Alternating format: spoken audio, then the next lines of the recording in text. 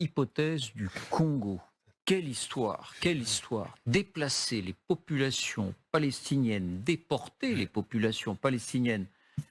Difficile de donner des ordres de grandeur. On parle de quoi? De milliers, de dizaines de milliers, de centaines de milliers dans d'autres pays pour pouvoir recoloniser Gaza. Cette hypothèse-là, je le disais, on l'évoquait dès avant-hier, il y a 2 jours. Mais à l'époque, c'était Smodrich et Ben-Gvir, c'est-à-dire 2 ministres considérés vraiment comme l'extrême droite, ultranationaliste et vraiment particulière. Et on se disait, ils vont être amenés à la raison, c'est marginal. Eh bien, depuis 2 autres ministres du Likoud défendent cette même position publiquement.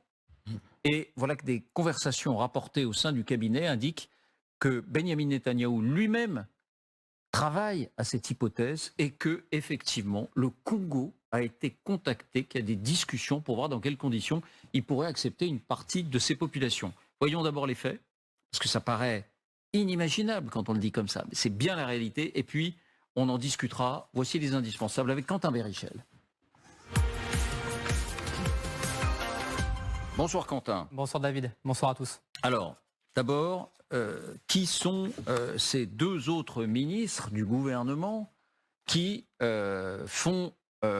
qui reprennent à leur compte ce scénario? Eh bien, il y a d'abord Gila Gamliel. Regardez, c'est la ministre israélienne du renseignement ici à gauche. C'est une fidèle de Benyamin Netanyahou. Et il y a également Miri Regev, à droite, ministre israélienne des Transports, elle aussi une proche du Premier ministre israélien.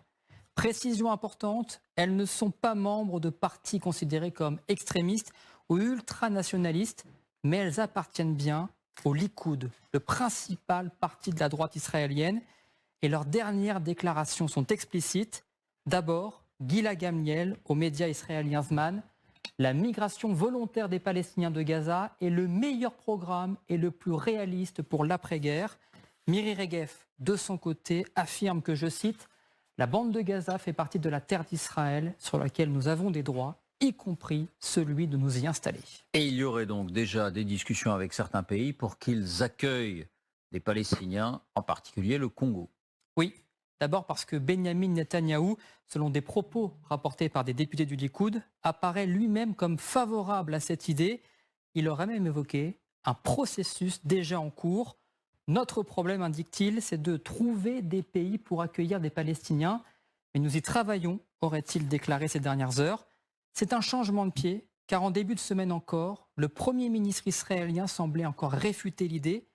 Plus incroyable, selon le Times of Israel, les discussions seraient même entamées avec le Congo, en plein centre de l'Afrique. Regardez, à plus de 4000 km de l'enclave. Le Congo sera prêt à accueillir des réfugiés, affirme au journaliste un haut responsable israélien. Et nous sommes en négociation avec d'autres pays. Alors de quel Congo parle-t-on? Vraisemblablement de la République démocratique du Congo. Capitale, Kinshasa. Depuis plusieurs mois, les relations diplomatiques avec Israël se sont intensifiées. Le président congolais a même symboliquement déplacé son ambassade en Israël de Tel Aviv à Jérusalem, comme l'avait fait avant lui Donald Trump. Et selon toute vraisemblance, cet accord avec Kinshasa contient une rétribution financière d'Israël. Alors quels sont les autres pays évoqués? Eh bien, il y en a un autre, dans un registre différent. C'est l'Arabie Saoudite.